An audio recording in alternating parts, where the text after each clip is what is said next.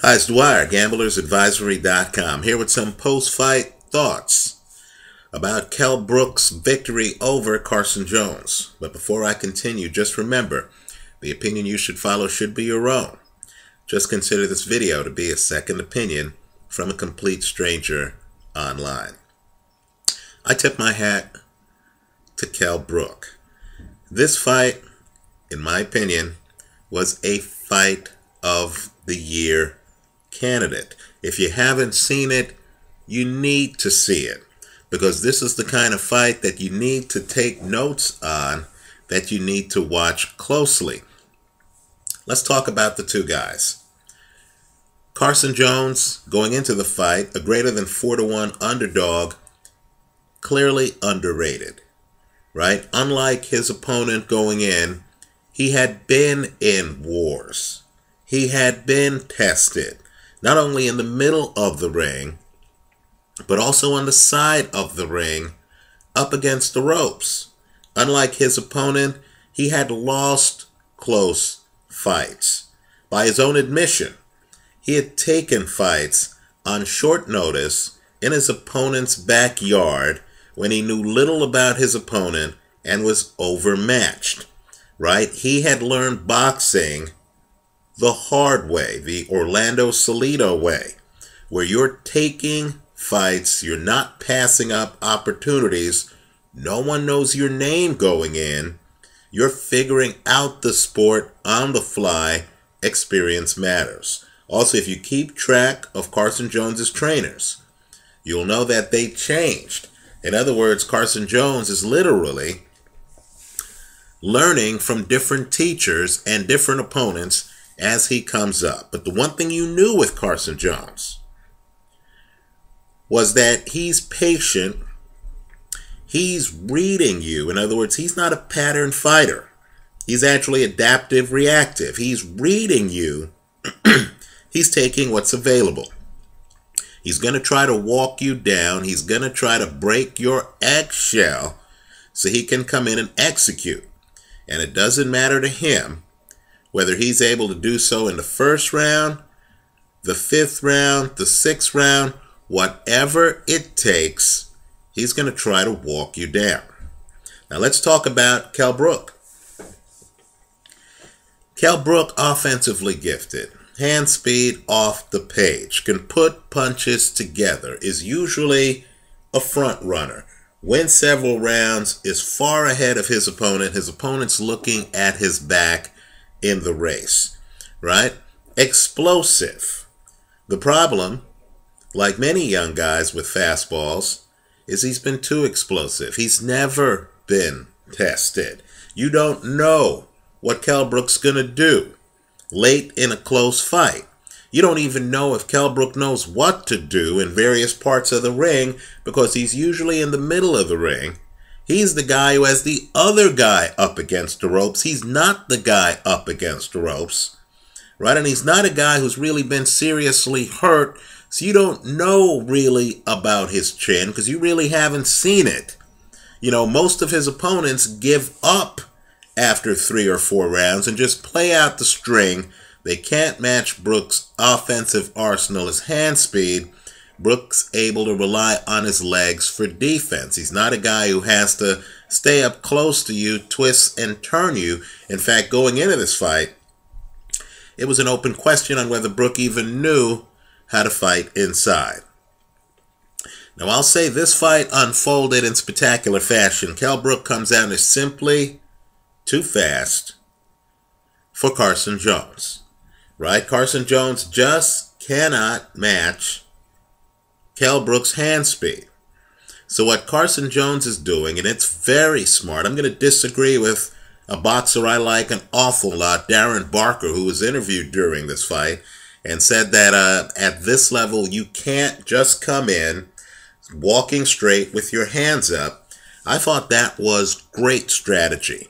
Not good, but great strategy by Carson Jones, because the hand speed differential is so great that Carson Jones can't risk being countered. He can't try to fight his way in, because that's a Kell Brook fight. That's how Kell Brook typically beats guys. They're unprepared for the speed and combination and accuracy, right? You can't open up at all, because if you open up on Kell Brook is going to be faster than you. He's going to move better than you. He's going to keep a distance from you. He's going to have an opportunity to keep a distance from you because he's going to be countering you or hitting you on the way in, right? So what Carson Jones did was genius, right? It's what Abel Sanchez fighters do. He keeps walking forward behind a defensive shell. He doesn't throw a lot of punches, right? But the referee is not going to stop the fight because the referee sees that he's trying to get inside. So he has Kell Brook throwing punches into a defensive guard. He's giving away the early rounds so that Kell Brook can punch himself out and can slow down, so that 98-mile-an-hour fastball slows down to 92 miles an hour, where Jones can then start to hit it. This is, in a sense, a mobile rope-a-dope. Whereas Ali tires Foreman out up on the ropes, Kell Brook is literally trying to Carson Jones is trying to tire Kell Brook out in the middle of the ring, walking him down, forcing him to back up. What he knows is that Kell Brook is not the kind of fighter to stand his ground. He knows that if he comes forward, Kell Brook is going to back up, right? Kell Brook's not a Mayweather. It's a very different style, where Mayweather will literally hold his ground in the middle of the ring. In other words, won't back up, depending on the opponent. Depending on the opponent, Floyd Mayweather tries to literally use a lean. He plants his left foot and will lean back to kind of like force the issue in the middle of the ring, right? Jones knew that Kell Brook instead was going to back up, was going to fight off his back foot. That's what Kell Brook did. For the first 3 rounds of this fight, he wins all 3. Right? The fight really doesn't get going until the 5th round, when Carson Jones eventually gets Kell Brook a little tired up on the ropes. That's when things get intriguing. Right? Now, there is a moment in the early part of the fight where Kell Brook goes to his corner, and his corner man reveals a strategy. His corner man literally says to Brook, it's all about the first 6 rounds. Right? Kell Brook understood that he just had too much for Carson Jones in the first 6 rounds. So he's going to build a lead on Jones, and then he's going to survive the second half of the fight. Well, the second half of the fight starts in the 5th round. And then after Brook takes the 5th round, in other words, Brooks is comfortably ahead on the scorecards, we get to the 6th round, the 7th round, the 8th round, and here's what I think we found out. Kell Brook, up close defensively, needs work, right? Carson Jones, once he's able to get close to Kell Brook, has his choice of targets. Kell Brook's body is open. Brook's defense consists of pivoting, right? The guy's here. Kell Brook pivots. He tries to put his shoulder between himself and his opponent. The problem is, a guy who knows how to hook still finds Kell Brook's body open, whereas a Mayweather strategically has his hand draped across his body. Kell Brook hasn't mastered that. And keep in mind, that takes a lot, because if I have my left hand draped across my body, I've got to figure out how I'm going to dodge the punches up top without raising my left hand. So a guy like Mayweather is literally thinking angles. You know, Sergio Martinez, another guy. These guys are thinking angles. They have the construct in their head. They're experienced enough so when you're inside, they can drop a hand to cover their body without being left naked up top. Kell Brook hasn't quite figured that out. He's typically been so fast, so much faster than his opponent. Always keep track of the foot speed differential between Kell Brook and his opponent, that it's unlikely his opponent's ever going to get as close to him up on the ropes as Carson Jones was able to get. Keep in mind, the only reason Carson Jones was able to literally corner Kell Brook for much of the second half of the fight was because he was willing to lose the first 4 or 5 rounds of this fight trying to get inside with a defensive guard, you know, without trying to open up, right? It's only because he is relentlessly trying to walk down Kell Brook and isn't leaving himself open to get countered on the way in that he's able to back Kell Brook up on the ropes. Most young guys would panic. They wouldn't be prepared to give away the first third to half of the fight, right? Because they'd be afraid, especially since they're fighting in Kell Brook's backyard, of losing the fight on points. But here Carson Jones, a vet, really felt that if he could crack Kell Brook's eggshell, he would get the knockout. So, Kell Brook is so defenseless that once his nose is broken, and it's a clear break, the blood is non-stop. It's all over Kell Brook's face. Once his nose is broken, Kell Brook looks flustered. He looks tired. He looks confused. He has no answers on how to stop the Carson Jones freight train. At times, he tries to just be more offensive than Carson Jones. The problem, though, is the pattern holds. In other words, in the 10th round, for example, Kell Brook comes out, tries to keep it in the middle of the ring, right? Occasionally, he's able to pivot and find Carson Jones open. He then dominates the first 2 minutes of the 10th round.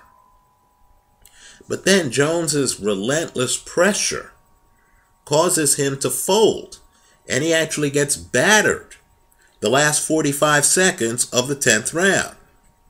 So coming down the home stretch against a greater than 4-1 underdog, I thought Kell Brook was in trouble. I thought Kell Brook needed a round, right? Even sweeping the first 5 rounds of this fight, I thought he needed a round. And that's when Kell Brook, in a gut check moment, sucked it up and delivered the 11th round. It's actually a great round. Because understand, Kell Brook at this point is tired. He's just gotten a second win. Carson Jones is kind of planning his attack. Carson Jones himself is very tired because he's emptied the gun. Round 7, 8, 9, and 10. He's emptied the gun. And Kell Brook showed why he's Kell Brook. You know, he gets up on his toes. He moves. He keeps the fight in the middle of the ring. He throws combinations. He sucks it up. He wins that 11th round. Now, let's be clear. Given that Kell Brook is almost knocked out in the last 30 seconds of the 12th round, right? Let's be clear.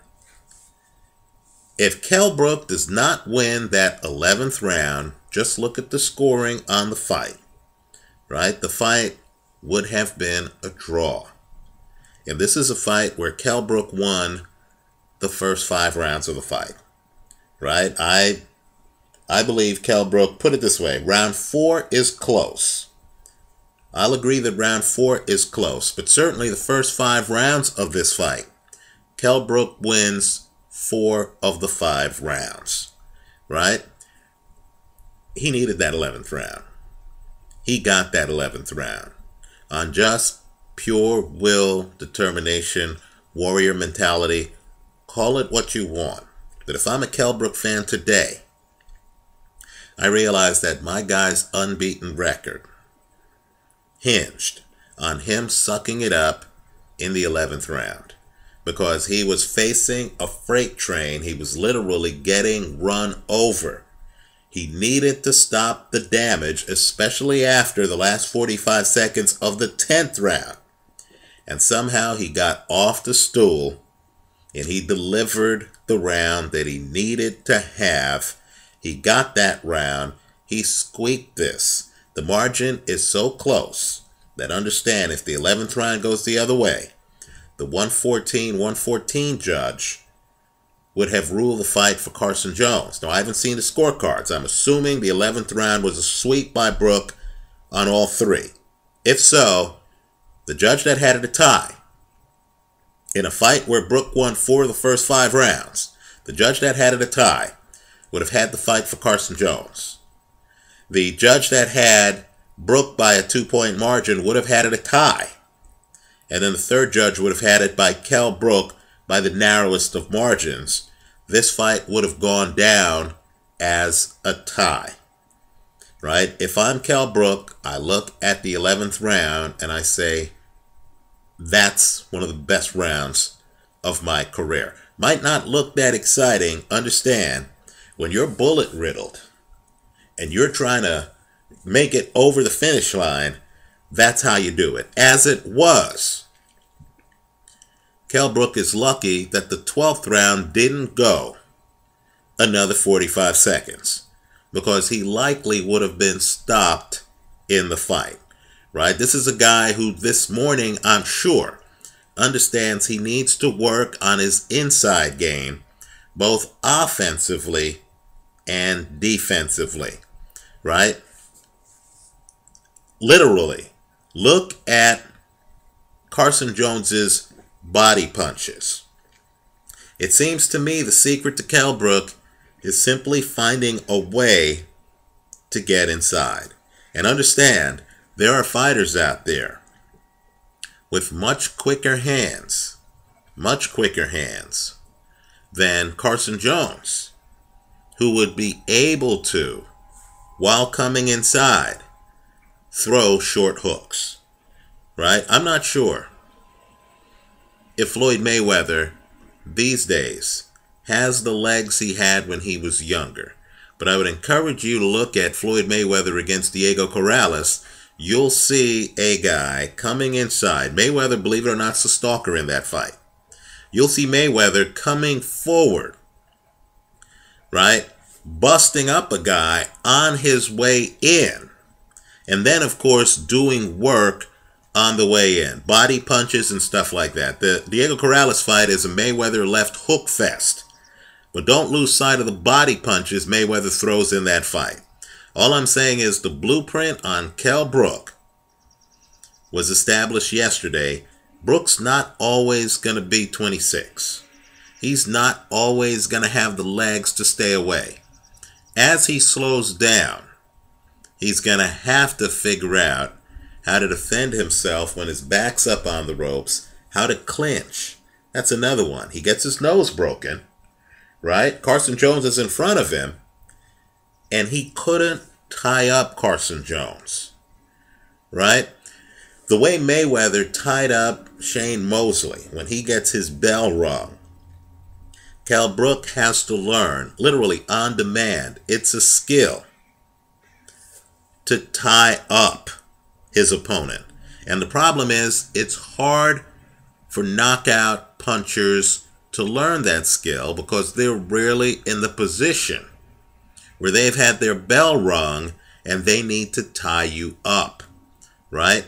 You know, trainers can say whatever they want to fighters. It's very hard to convince the Mike Tysons of the world, the David Lemieux of the world, until they've had their bell rung, that they need to learn how to clinch, they need to learn how to survive.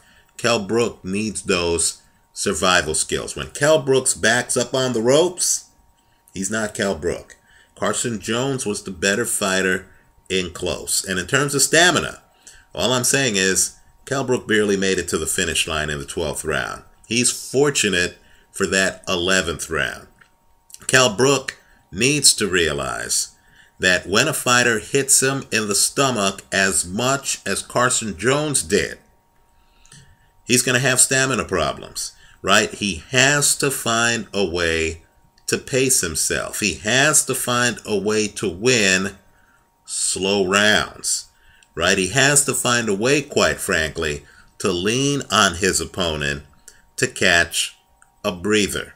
Let me also say this too. I don't mean to bash Kell Brook.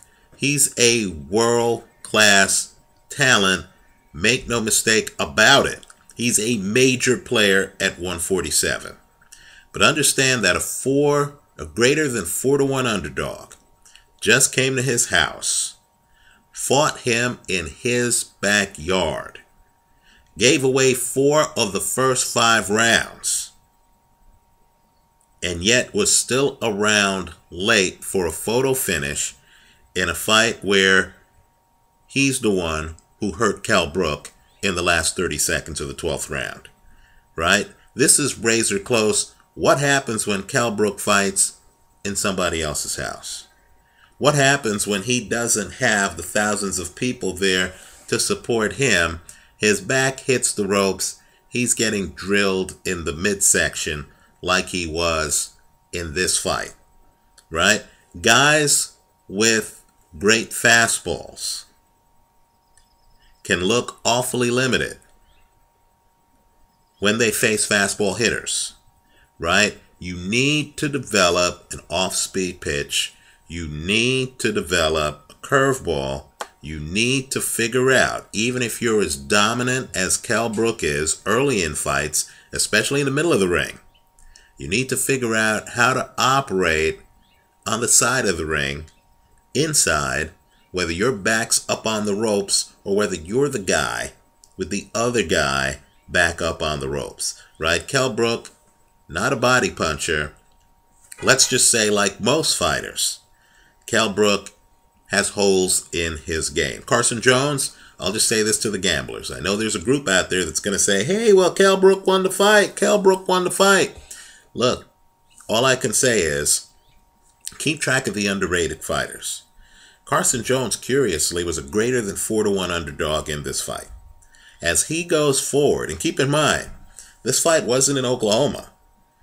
This fight was in Kell Brook's backyard on foreign soil, and Kell Brook nicked it, right? Keep track of Carson Jones. If you see Carson Jones against anybody, and he's a 4-to-1 underdog, you need to consider that bet. Unless the guy is a defensive master up on the ropes like Floyd Mayweather, I'll tell you what, I just think 4-to-1 odds against Carson Jones is ridiculous, right?